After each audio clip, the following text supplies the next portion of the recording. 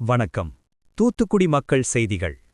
தமிழக அனைத்து காப்பகங்களின் கூட்டமைப்பு நிர்வாகிகள், சமூக நலன் மற்றும் மகளிர் உரிமைத்துறை அமைச்சர் கீதா ஜீவனை தூத்துக்குடியில் நேரில் சந்தித்து காப்பகங்கள் எதிர்கொண்டு வரும் சவால்கள் குறித்து ஆலோசனை மேற்கொண்டனர். இந்த சந்திப்பின்போது காப்பகம் உரிமம் 10 ஆண்டுகளுக்கு நீட்டிக்கப்பட்டதற்காக அமைச்சருக்கு கூட்டமைப்பின் சார்பில் நன்றி தெரிவிக்கப்பட்டது. மேலும் முதியோர்களுக்காக செயல்படுத்தப்படும் அன்பு சோலை திட்டத்திற்கும் பாராட்டு தெரிவிக்கப்பட்டது. ஆதரவற்றோர் மற்றும் முதியோர் சேவையில் தமிழகம் முன்னோடி மாநிலமாக திகழ்கிறது என்பதையும் கூட்டமைப்பு நிர்வாகிகள் தெரிவித்தனர். இதனிடையே கேரளாவைப் போல தமிழகத்திலும் ஆர்ஃபனேஜ் கண்ட்ரோல் போர்டு மற்றும் தொண்டு நிறுவனங்களுக்கான தனி வாரியம் அமைக்கப்பட வேண்டும் என அமைச்சரிடம் கோரிக்கை விடுக்கப்பட்டது.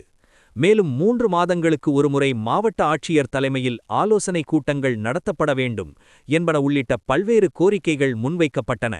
இந்த கோரிக்கைகளை பொறுமையுடன் கேட்டறிந்த அமைச்சர் கீதா ஜீவன் இதுகுறித்து உரிய நடவடிக்கை எடுக்கப்படும் என உறுதியளித்தார். மேலும் செய்திகளுக்கு தூத்துக்குடி மக்கள் செய்திச் சேனலை சப்ஸ்கிரைப் செய்யுங்கள்.